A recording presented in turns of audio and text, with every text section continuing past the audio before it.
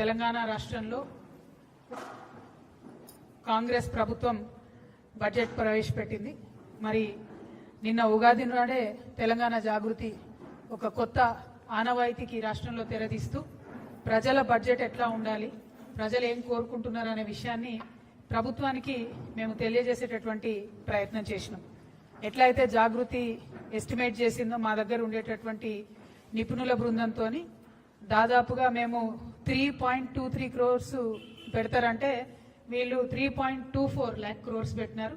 అంటే జాగృతి దగ్గర ఉండేటటువంటి నిపుణులు చాలా చక్కగా రాష్ట్రం యొక్క పరిస్థితిని అంచనా వేయగలుగుతున్నారు అనేటటువంటి విషయాన్ని కూడా ఈ సందర్భంగా ప్రజలందరూ కూడా తెలియజేస్తూ, మరి ఏదైనా సరే ప్రజల నుంచి వచ్చే డిమాండ్ని యథాతథంగా ప్రభుత్వాలు పాటించినట్టయితేనే ప్రజల యొక్క మన్ననను కూడా ప్రభుత్వాలు పొందుతాయనే విషయాన్ని కూడా ఈ సందర్భంగా తెలియజేస్తూ, మరి ఇవాళ వచ్చినటువంటి బడ్జెట్ మాత్రం ఏమాత్రం కూడా ప్రజా ఆమోదం పొందేటట్టుగా లేదు. 3,24,234 కోట్లతో బడ్జెట్ పెడితే ఈ రాష్ట్రంలో 56% మంది బీసీలు ఉంటే ఈ ప్రభుత్వం బీసీలకు ఇచ్చినటువంటి నిధులు 4% మాత్రమే. 56% బీసీలు ఉంటే 4% నిధులు కూడా కేటాయించలేదు. మేనిఫెస్టోలో ఎన్నికలలో వీళ్ళు ఫేకింది రాహుల్ గాంధీ గారు, సోనియా గాంధీ గారు, మొత్తం కాంగ్రెస్ ప్రభుత్వం ఫేకింది ఏంది కాంగ్రెస్ పార్టీ అంతా అన్నాడు. 20,000 కోట్లు పెడతాం ప్రతినిత్యం అని చెప్పారు. కానీ ఇవాళ ఏం చేసిండ్రు, 12,511 కోట్లు మాత్రమే బీసీల కోసం బడ్జెట్ పెట్టిండ్రు. అంటే ఇది ఒక పెద్ద ఫేక్. సెకండ్ ఏంటిది, ఎంబీసీకి ప్రత్యేకంగా ఒక మినిస్ట్రీ ఇస్తామని చెప్పారు. ఎంబీసీలో ఉండే చిన్న చిన్న కమ్యూనిటీస్ అన్నిటికీ కూడా కార్పొరేషన్లు ఏర్పాటు చేస్తామని చెప్పారు. వాళ్ళకి షాపింగ్ కాంప్లెక్స్లు కట్టిస్తామని చెప్పారు. ఎక్కడా కూడా ఆ దిశగా ఒక ముందడుగు వేయడం కానీ, మరి వృత్తి పనులన్నీ కూడా గ్లోబలైజేషన్లో పోతున్నాయి కాబట్టి వాటిని ఆదుకోవాలనే ఆలోచన కానీ ఎక్కడా కూడా లేదు. కేవలం తెలంగాణ జాగృతి మాత్రమే ఎంబీసీల గురించి బీసీల గురించి ఆలోచిస్తుంది. కాబట్టి మేము చెప్పినాం, ఒకనాడు వస్తుంది మా ప్రభుత్వం, వచ్చినప్పుడు పుస్తెలు మట్టెలు చేసేటటువంటి జీవో మీద మొదటి సంతకం పెడతామని కూడా చెప్పినాం. ఎందుకు చెప్తున్నాం అంటే మా కమిట్మెంట్ అది. ఈ రాష్ట్రంలో ఉన్న ఎంబీసీలు ఆగమైపోతున్నారు కాబట్టి వాళ్ళ పట్ల ఈ ప్రభుత్వం శ్రద్ధ లేని వ్యవహారం చేస్తుందనే విషయాన్ని మళ్ళొకసారి తెలియజేస్తున్నాం. అట్లనే గిరిజన మంత్రి కూడా లేరు. ఇది మొదటి మంత్రివర్గం, మైనారిటీలు లేకుండా ఎస్టీలు లేకుండా మంత్రివర్గం ఉండడం ఇది మొదటిసారి. మేము 2.5 years నుంచి ఫైట్ చేస్తూ వచ్చినాం. మైనారిటీకి మినిస్ట్రీ ఇవ్వాలి అంటే అజరుద్దీన్ గారికి సడన్ గా తీసుకొచ్చి ఇచ్చినారు. ఎస్టీకి మినిస్ట్రీ ఇవ్వలేదని కూడా మేము డిమాండ్ చేస్తున్నాం. ఖచ్చితంగా ఎస్టీకి మినిస్ట్రీ ఉండాలి. లంబాడాలు లేనటువంటి మినిస్ట్రీ ఇంతవరకు లేదు. అది పక్కన పెడితే ఇక 22 లక్షల ఇండ్లు 22.5 లక్షల ఇండ్లు ఇస్తామని చెప్పి కేవలం 5,500 కోట్లు పెట్టడం అంటే ఇది ఖచ్చితంగా మోసమే. గత బడ్జెట్లో ఇందిరమ్మ ఇండ్లకు 12,000 కోట్లు పెట్టిండ్రు. ఇప్పుడు అమాంతం 7,000 కోట్లు తగ్గించి 5,500 కోట్లు పెట్టిండ్రు. అంటే పేద ప్రజలకు ఇండ్లు ఇచ్చేటటువంటి ఆలోచన కాంగ్రెస్ ప్రభుత్వానికి లేదనే విషయం స్పష్టమవుతున్నది. ఇది ఇంకొకటి రాహుల్ ఫేకుడు అని చెప్పి తెలంగాణ ప్రజలందరూ కూడా తెలియజేస్తా ఉన్నాం. At the same time minority budget అయితే సేమ్ అసలు ఏమీ మార్పు లేదు, ఏమీ లేదు. అసలు మైనారిటీలను పట్టించుకున్న దాఖలా కూడా లేదు. అదేవిధంగా నేను ఫేక్ బడ్జెట్ అని ఎందుకంటున్నా అంటే, మామూలుగా ఎగ్జామ్ రాసేటప్పుడు పిల్లలు ఒకసారి చదివి మళ్ళీ చదువుతారు, అంటే రివిజన్ చేసుకుంటుంటారు, బట్టి పడుతుంటారు, చదివిందే చదువుతుంటారు. వీళ్ళు కూడా ఏం చేశారంటే పోయిన సంవత్సరం బడ్జెటే మళ్ళీ ఈ సంవత్సరం కూడా పెట్టారు. ఎందుకు మార్చాలి, టైం వేస్ట్, పేపర్ వేస్ట్ అనుకున్నట్టున్నారు. ఒక 4-5 ప్రధానమైన అంశాలు. చేయూత పెన్షన్లు పోయినసారి ఎంత ఇచ్చారు, ఇప్పుడు అంతనే. రైతు భరోసా పోయినసారి 18,000 కోట్లు, ఈసారి 18,000 కోట్లు. రైతు కూలీలకు ఇందిరమ్మ పథకానికి పోయినసారి 600 కోట్లు, ఈసారి 600 కోట్లు. గృహజ్యోతికి పోయినసారి 2,000 కోట్లు, ఈసారి అంతే. గ్యాస్ సబ్సిడీకి అంటే ఒక అక్షరం కూడా పొల్లుపోకుండా, అది గ్యాస్ సబ్సిడీ కావచ్చు, రాజీవ్ ఆరోగ్యశ్రీ కావచ్చు, మహాలక్ష్మి కావచ్చు, same to same copy paste అన్నట్టు, అసలు మార్పు కూడా లేదు. అందుకే నేను చెప్తున్నా ఇది ఫేక్ బడ్జెట్ ఒకటి. 2 విజన్ బడ్జెట్ కాదు, ఇది విజన్ ఉన్న బడ్జెట్ కాదు, ఇది రివిజన్ బడ్జెట్. కేవలం రివిజన్ చేసుకుంటారు, బట్టి కొట్టినట్టు అంత దారుణంగా ఉంది బడ్జెట్. అదేవిధంగా మరి ముఖ్యమంత్రి గారు మొన్న 2.5 గంటలు మాట్లాడిండ్రు అసెంబ్లీలో. మాట్లాడుకుంటే ఏం చెప్పిండ్రు, పోయిన ప్రభుత్వం చేసినటువంటి అప్పులన్నింటినీ మేము చాలా కష్టపడి తగ్గించినాము, రేట్లు తగ్గించినాము. కేంద్ర ప్రభుత్వం మాకు 20,000 కోట్లను డెట్ రీస్ట్రక్చర్ చేసుకోవడానికి అవకాశం ఇచ్చిందని చెప్పి 2.5 hours ఆయన ఏకపాత్రాభినయం చేసి చెప్పారు. మరి చెప్తే ఇక్కడ ఒక సూటి ప్రశ్న కాంగ్రెస్ ప్రభుత్వానికి. పోయినసారి బడ్జెట్లో వాళ్ళు ఏం ఎస్టిమేషన్ వేసారంటే కేంద్ర ప్రభుత్వం నుంచి వచ్చేటటువంటి గ్రాంట్స్ 22,782 కోట్లు ఉంటాయని చెప్పారు. కానీ వాస్తవానికి రిలీజ్ అయింది ఎంత, అందులో సగం 11,000 161 కోట్లు మాత్రమే రియలైజ్ అయినాయి. అంటే 100 సార్లు ఢిల్లీకి పోయి వచ్చి 20,000 కోట్లు డెట్ రీస్ట్రక్చర్ చేసుకొని ఏదేదో సాధించమని చెప్పి చెప్తున్నటువంటి మీరు, ప్రధానమంత్రి మోడీ గారిని బడేబాయ్ అని చెప్పి సంబోధించేటటువంటి మీరు, మన రాష్ట్రానికి హక్కుభుక్తంగా రావాల్సినటువంటి 22,000 కోట్ల రూపాయలను ఎందుకు రాబట్టుకోలేకపోయినరు? Only 50% you are able to get. దీనికి మీరు ఇన్నిసార్లు ఢిల్లీకి వెళ్ళడం ఎందుకు? అది కాకుండా ఇంకొక మోసం మీరు చేస్తున్నది, ఇంకొక ఫేక్ ఏంటంటే ఈ సంవత్సరం మళ్ళీ 24,000 కోట్ల రూపాయలు వస్తాయని చెప్పి బడ్జెట్లో పెట్టారు. అంటే పోయిన సంవత్సరం 22,000 కోట్లు వస్తాయంటే అలా సగం కూడా రాలేదు. మళ్ళీ ఈసారి కూడా అంతే ఎక్కువ ఎస్టిమేట్ చేసి పెడుతున్నారు. అంటే ఇది కేవలం ప్రజల్ని మోసం చేయడమే. ఇంకొక మాట మేము అడుగుతా ఉన్నాం, మీరు ఇన్నిసార్లు ఢిల్లీకి పోయి వచ్చి ఇన్నిసార్లు ప్రధానమంత్రి గారితో మాట్లాడి ఎందుకు ఒక్కనాడు కూడా బీసీల గురించి మాట్లాడతలేరు? ఎందుకు ఒక్కనాడు కూడా పెండింగ్ ఉన్న బీసీ బిల్ గురించి మాట్లాడతలేరు? అఖిల పక్షాన్ని తీసుకెళ్తామన్న హామీ ఏమైంది? అంటే దేనికోసం పోతున్నారు మీరు అనేటటువంటి ప్రశ్న మాత్రం ఇలా తెలంగాణ ప్రజల్లో వస్తుందని ఈ సందర్భంగా చెప్తా ఉన్నాం. అట్లనే ఓవరాల్ గా బడ్జెట్ మేనేజ్మెంట్ గురించి చూసినట్టయితే చాలా చాలా వైరుధ్యాలు ఉన్నాయి. ఒకటి, రెవెన్యూ సర్ప్లస్ ని చాలా ఎక్కువగా వేసి చూపించినారు. 6,857 crores ఉందని చెప్పింది. లాస్ట్ టైం కూడా అట్లనే రెవెన్యూ సర్ప్లస్ మా దగ్గర 2,700 కోట్లు ఉందని చెప్తే చివరికి వచ్చి 591 కోట్లు మాత్రమే ఉంది. ఈసారేమో దానికి మూడింతలు పెంచి 6,800 కోట్లు ఉందని చెప్తా ఉన్నారు. ఈసారి కూడా లాస్ట్కి వచ్చేసరికి మళ్ళా ఏమీ ఉండదు. అంటే ఇది కంప్లీట్లీ ఫేక్, ఫ్యాబ్రికేటెడ్ బడ్జెట్ అన్నది మాత్రం చాలా చాలా క్లారిటీగా అర్థమవుతుంది. ఇక ఇవన్నీ ఒక ఎత్తు అయితే, ముఖ్యమంత్రి గారు ఎఫ్ఆర్బిఎం పరిధిలో తీసుకున్న అప్పులు 5,62,363 కోట్లు. అదేవిధంగా వివిధ కార్పొరేషన్ల ద్వారా ఈ కాంగ్రెస్ ప్రభుత్వం తీసుకున్నటువంటి అప్పులు 3,01,835 కోట్లు. అంటే మొత్తం కలిపి 8,64,198 కోట్లకు ఈ రాష్ట్రం యొక్క అప్పు చేరుకున్నది. ప్రజలందరూ దయచేసి గమనించి వినాలి. 8,64,198 కోట్లకు చేరుకున్నది. అంటే ఒక్కొక్క వ్యక్తి మీద ఈ రాష్ట్రంలో 2,16,000 రూపాయల అప్పు ఉన్నది. ఒక్క మనిషి మీద నెత్తికి 2,16,000 అప్పు ఉంది. ఒక ఇంట్లో 4 ఉంటారు అనుకుంటే ప్రతి కుటుంబం మీద 9 లక్షల రూపాయల అప్పు ఈ కాంగ్రెస్ ప్రభుత్వం మన నెత్తి మీద పెట్టిందనే విషయాన్ని మేము చాలా చింతిస్తూ చెప్తున్నాం. మరి అప్పు తీసుకొచ్చిండ్రు, కనీసం ఏమైనా ఉద్యోగులకు పెన్షన్లు ఇచ్చిండ్రా? పోనీ కనీసం తులం బంగారం ఇచ్చే పథకాలు ఏమైనా ₹1 ఇచ్చిండ్రా? పోనీ 6 గ్యారెంటీల మీద ఏమైనా పెట్టిండ్రా? పోనీ స్కూటీలు, ముఖ్యమంత్రి గారు నిన్నగాక మొన్ననే స్కూటీలు ఇస్తామని చెప్పి, కానీ బడ్జెట్లో మాత్రం కనీసం స్కూటీలు ఊసలేదు. అంటే ఈ ముఖ్యమంత్రి చెప్పేది ఉప ముఖ్యమంత్రి గారు బడ్జెట్లో పెడతలేరు అని అర్థం. మరి వాళ్ళిద్దరికి శృతి లేదు, మతి లేని వ్యవహారమా? లేదా రాష్ట్రాన్ని ఎట్లా పరిపాలించాలో అర్థం కాని వ్యవహారమా? లేదా రాహుల్ గాంధీ గారు ఆడ కాన్స్టిట్యూషన్ పట్టుకొని ఫేకినట్టు ఇక్కడ బట్టి గారు అసెంబ్లీలో బడ్జెట్లో ఫేకినరా అన్న విషయం మాత్రం తెలంగాణ ప్రజలు ఆలోచించేటటువంటి సందర్భం. మీ అందరికీ తెలిసిన విషయమే. మరి ఉద్యోగాలకు సంబంధించి మేము డిమాండ్ చేస్తూ వచ్చినాం. ఖచ్చితంగా మీరు ఉద్యోగులకు సంబంధించి 2 లక్షల ఉద్యోగాలు ఇస్తామని చెప్పిండ్రు. వాటికి సంబంధించి డబ్బులు రిలీజ్ చేయండి, వాటికి సంబంధించి బడ్జెట్ పెట్టండి అని చెప్పినాం. కానీ రాష్ట్ర ప్రభుత్వం కనీసం దాని మీద శ్రద్ధ పెడతలేదు. సో ఈ రోజు ఒక సర్వే వచ్చిందండి. ఈ సర్వే పేరు స్టేట్ ఆఫ్ వర్కింగ్ ఇండియా. అంటే పని చేస్తున్నటువంటి వాళ్ళు, ఎంప్లాయిడ్ ఉన్నటువంటి వాళ్ళ పరిస్థితి కోసం దేశవ్యాప్తంగా అజీం ప్రేమ్జీ యూనివర్సిటీ చేసిన సర్వే. దీంట్లో ఏమొచ్చిందంటే ఎంత దారుణం అంటే, ప్రతి 4 డిగ్రీ చేసినటువంటి తెలంగాణ బిడ్డలలో, మగపిల్లలలో 4 డిగ్రీలు చేస్తే ఒక్కరికి మాత్రమే ఉద్యోగం ఇవ్వగలుగుతున్నాం. ఆడపిల్లలలో డిగ్రీ చేసిన 2 ఆడపిల్లల్లో ఒకరికి మాత్రమే ఉద్యోగం ఇవ్వగలుగుతున్నాం. అంటే విమెన్ లో అన్ఎంప్లాయ్మెంట్ శాతం 50% ఉంది, మగపిల్లల్లో అన్ఎంప్లాయ్మెంట్ శాతం 28% ఉంది రాష్ట్రంలో. ఇది కంపారిటివ్లీ వేరే రాష్ట్రాలకు, కాంగ్రెస్ ప్రభుత్వాలు ఉన్న కర్ణాటకలో చూసుకున్నా కూడా మహిళల అన్ఎంప్లాయ్మెంట్ ఓన్లీ 20% ఉంది, మగవాళ్ళ అన్ఎంప్లాయ్మెంట్ ఓన్లీ 22% ఉంది. అంటే ఇంత పెరుగుతున్నాము, తెలంగాణ రైజింగ్ అంటే నేను వెళ్ళను అనుకున్నా, కానీ అన్ఎంప్లాయ్మెంట్ లో మాత్రం సూపర్ రైజింగ్ ఉన్నది. దీనికి మాత్రం కాంగ్రెస్ ప్రభుత్వానికి, రాహుల్ గాంధీ గారికి కంగ్రాచులేషన్స్ చెప్తా ఉన్నా. ఎందుకంటే మీరు వచ్చి అశోక్ నగర్ లో ఫేకిండ్రు రాహుల్ గాంధీ గారు. మిమ్మల్ని ఇయాలటి నుంచి మా హైదరాబాద్ లో సలీం ఫేకు అని ఉంటాడు. ఆయన సినిమాలలో మస్తు నవ్విస్తాడు మనందరిని. హైదరాబాదీ స్లాంగ్ ని, హైదరాబాదీ ఫేకుని, ఆ కామెడీని ఆయన మొత్తం ఇండియా వైడ్ పాపులర్ చేసింది. కానీ ఇయాలటి నుంచి మాత్రం మా తెలంగాణ అశోక్ నగర్కి వచ్చి ఫేకినందుకు రాహుల్ గాంధీ గారికి రాహుల్ ఫేకు అని నామకరణం చేస్తున్నాం మేము. కానీ మీరు మా సలీం ఫేకు గారికి సరిపోరు. ఆయనేమో మమ్మల్ని చాలా నవ్విస్తాడు, మీరు మాత్రం మమ్మల్ని ఏడిపిస్తున్నారు. నిరుద్యోగ సమస్యలు ఇంత దారుణంగా ఉంటే ఇక ఎందుకు ఫేకు అంటున్నా అన్న విషయం మళ్ళీ ఒకసారి ప్రూఫ్ చేస్తాను నేను ఇప్పుడు మీకు. ఇది రాష్ట్ర ప్రభుత్వం యొక్క, నేను ఇప్పుడే స్క్రీన్ షాట్ తీసుకొని వచ్చిన ప్రెస్ మీట్ పెట్టే ముందు, స్కిల్ డెవలప్మెంట్ యూనివర్సిటీ యొక్క వెబ్సైట్. ఇక్కడ ఏం రాసి ఇది పట్టుకోతాము, ఇక్కడ ఏం రాసిండ్రు వీళ్ళు 68,000 మంది ఇక్కడ ఎల్లోలో కనబడుతుంది 68,000 మంది ఎన్రోల్ అయినరని రాసిండ్రు. సరే పోనీ కరెక్టా కాదా అని చెప్పి ఫోన్ చేసినాం అదే స్కిల్ యూనివర్సిటీకి. వాళ్ళు చెప్తున్న లెక్కలేంది 920 మంది మాత్రమే ఎన్రోల్ అయినరని యూనివర్సిటీ వాళ్ళు చెప్తున్నారు. వెబ్సైట్ లో ఈ బట్టి గారి ఫేకుడు ప్రచారం ఏంది అని అంటే, ఎందుకు బట్టి గారి పేరు చెప్తున్నా అంటే, ఈయన 3 పారాగ్రాఫ్లు చెప్పారు ఈరోజు బడ్జెట్ లో బట్టి గారు.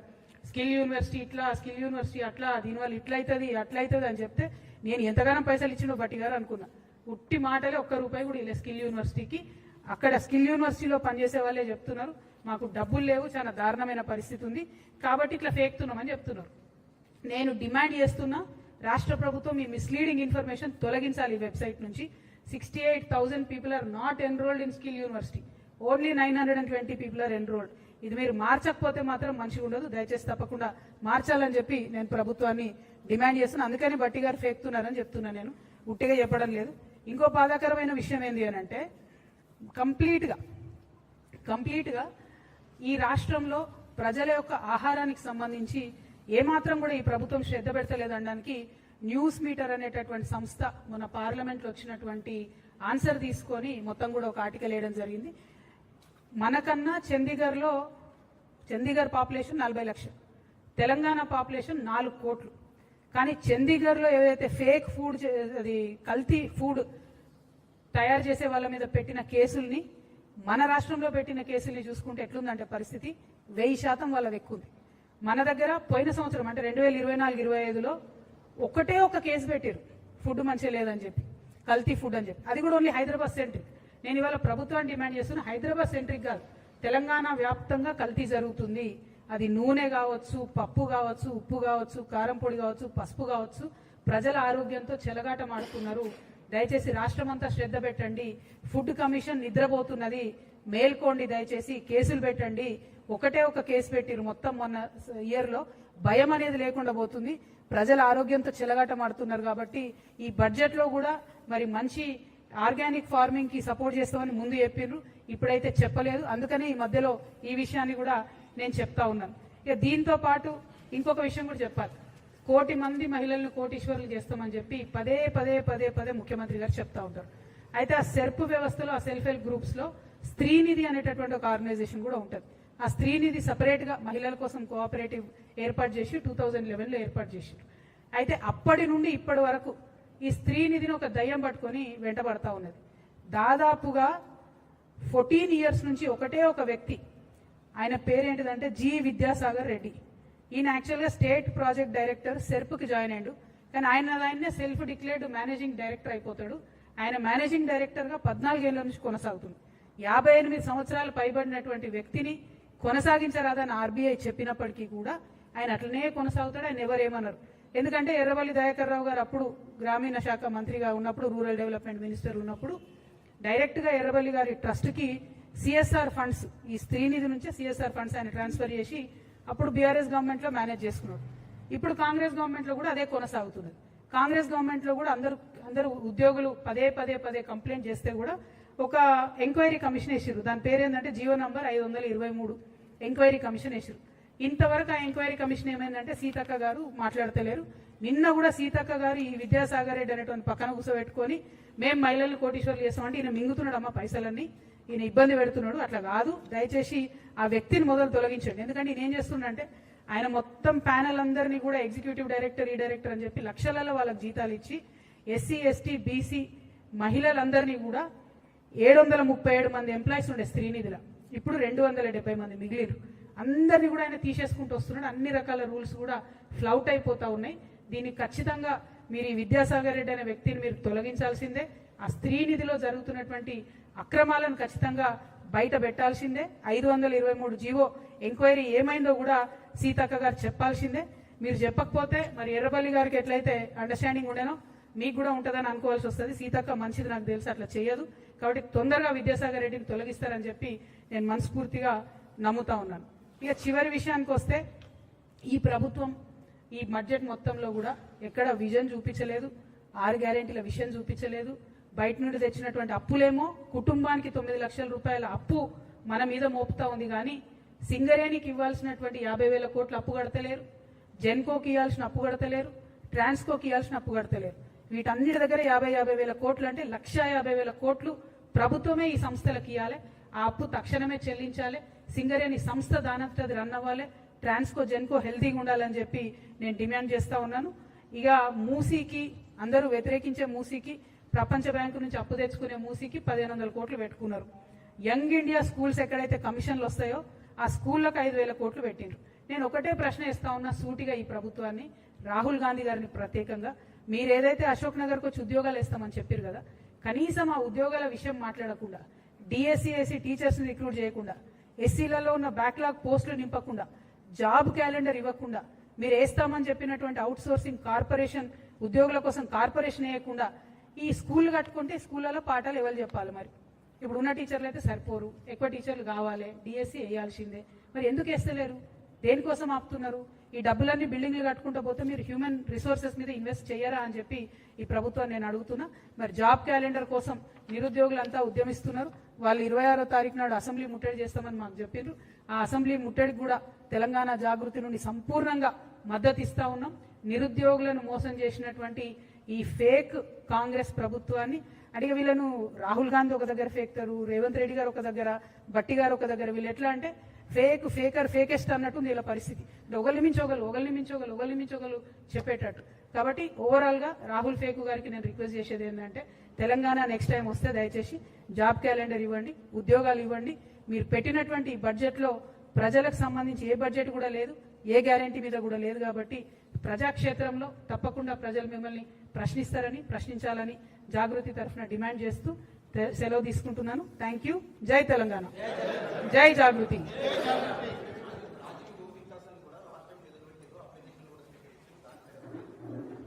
చెప్తున్నా కదా, అది కూడా సేమ్ థింగ్, ఓవరాల్ ఫేక్ అన్నట్టు. అందరికి ఇస్తాం, యూత్ అందరికీ మేము రాజీవ్ యువ వికాసంలో ఇస్తామని చెప్తే ఆడపిల్లలు మగపిల్లలు 16 లక్షల మంది అప్లై చేసుకున్నారు. కనీసం దాంట్లో సెలెక్షన్ క్రైటీరియా ఏందన్నది చెప్తలేరు. బ్యాంక్ లింకేజ్ తోని లోన్ ఇస్తారా చెప్తలేరు, డైరెక్ట్ ఇస్తారా చెప్తలేరు, గ్రాంట్ ఇస్తారా లోనా చెప్తలేరు, పర్సెంటేజ్ చెప్తలేరు, వడ్డీ లేని రుణం ఇస్తామని మొదలన్నారు. మరి రుణమా గ్రాంటా ఏది కూడా చెప్తలేరు. కంప్లీట్లీ ప్రకటన చేయడం మానేయడం. నిన్నగాక మొన్న ఈ రాష్ట్ర ముఖ్యమంత్రి అంటే ఆయన ఒక దగ్గర అన్నారు, ముఖ్యమంత్రి గారు నేను మాట్లాడితే అదే జీవో అన్నారు. మరి ఆయన అక్కడ మాట్లాడింది ఏమని, నేను స్కూటీ ఇస్తా, ఎలక్ట్రిక్ స్కూటీ అన్నాడు. రూపాయి వేటలే బట్టి గారు ఈ బడ్జెట్లో. అంటే ఏందన్నట్టు, ముఖ్యమంత్రి గారు ఎస్ అంటే బట్టి గారు నో అన్నట్టు ఉంది పరిస్థితి. మధ్యలో ప్రజలు ఏమైపోవాలి? డెఫినెట్ గా ఇది fake budget, Congress fake budget, Rahul Gandhi గారు ఫేక్ బడ్జెట్. దీన్ని మేము తీవ్రంగా నిరసిస్తా ఉన్నాం. Thank you.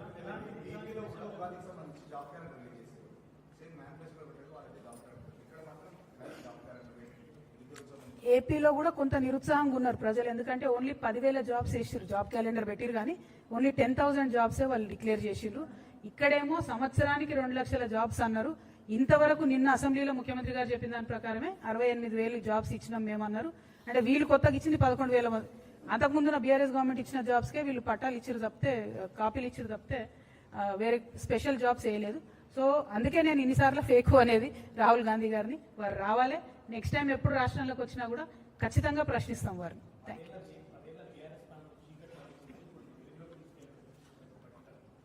వెలుగు కాదు కానీ వెలుగుమట్ల బాధితుల పరిస్థితి చూసినాం కదా మనం. వీళ్ళన్ని కూల్చుడు తప్ప కాల్చుడు తప్పితే విషయం ఏం లేదు అక్కడ. మొత్తం అన్ని స్టేట్మెంట్లు ఒకరిని మించి ఒకరికి ఫేకుడు. ఒకరికి ఎక్కడ పేరు వస్తుందో అని ఇంకొకరు మాట్లాడడం, ఇంకొకరికి ఎక్కడ పేరు వస్తుందో అని ఇంకొకరు మాట్లాడడం తప్పితే అసలు విషయం అయితే ఏం లేదు బడ్జెట్లో. దారుణం ఏంటంటే, ఏ బీఆర్ఎస్ నైతే మీరు అప్పు తెచ్చిరు అన్నారో అంతకన్నా ఎక్కువ అప్పు ఇప్పుడు వీళ్ళు తీసుకొచ్చిరు. కనీసం దీంతో ఒక డిసిప్లిన్ లేదు.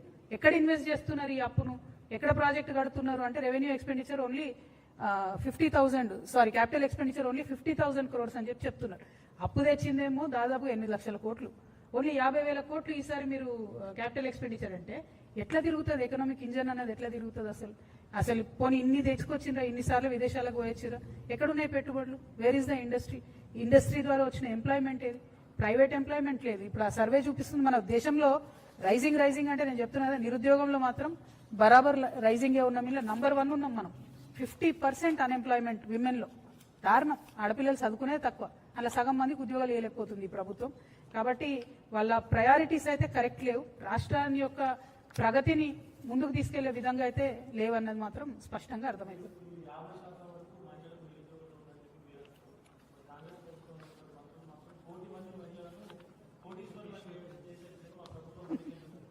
నేను చెప్పిన కదా 1 కోటి మంది మహిళలను కోటీశ్వరులు చేసేదేమో కానీ ఆ విద్యాసాగర్ రెడ్డి అనేట ఆయన మొత్తం గొల్లగొడుతున్నాడు. అందులో ఉన్న పైసలు సెర్పులో కానీ స్త్రీనిధిలో ఉన్నది కానీ ముందు అతన్ని తొలగించాలి, ఎంక్వైరీ చేయాలి. 1, 2 మహిళలకు ఏదైతే మీరు సెల్ఫ్ హెల్ప్ గ్రూప్స్ ద్వారా కూడా వడ్డీ లేని రుణాలు ఓన్లీ 5 lakhsకే ఇస్తున్నారు, వాళ్ళు ఎక్కువ ఇస్తున్నారు.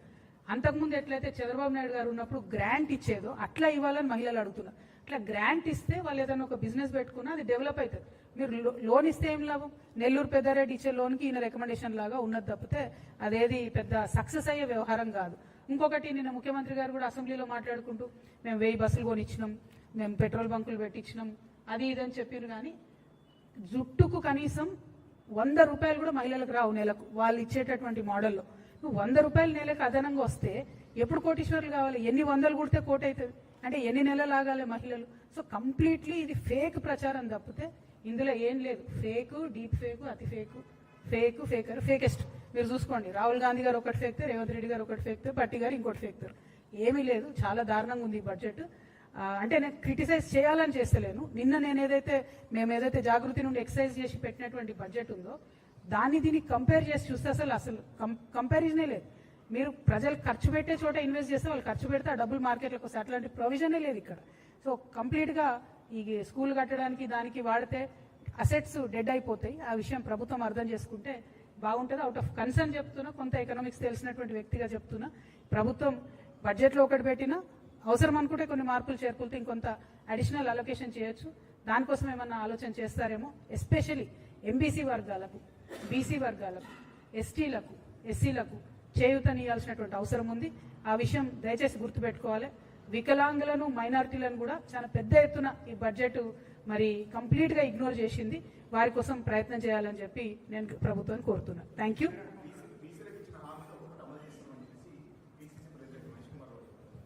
అది ఇంకొక 1 more ఫేక్ యాడ్. సో అంటే చెప్తున్నా కదా, వాళ్ళు ఎవరేం స్టేట్మెంట్ చేస్తారో పోలిక లేదు, పొంతన లేదు. అక్కడ ఢిల్లీలో ఒకటి చెప్తారు, దిగే వరకు ఇంకోటి చెప్తారు.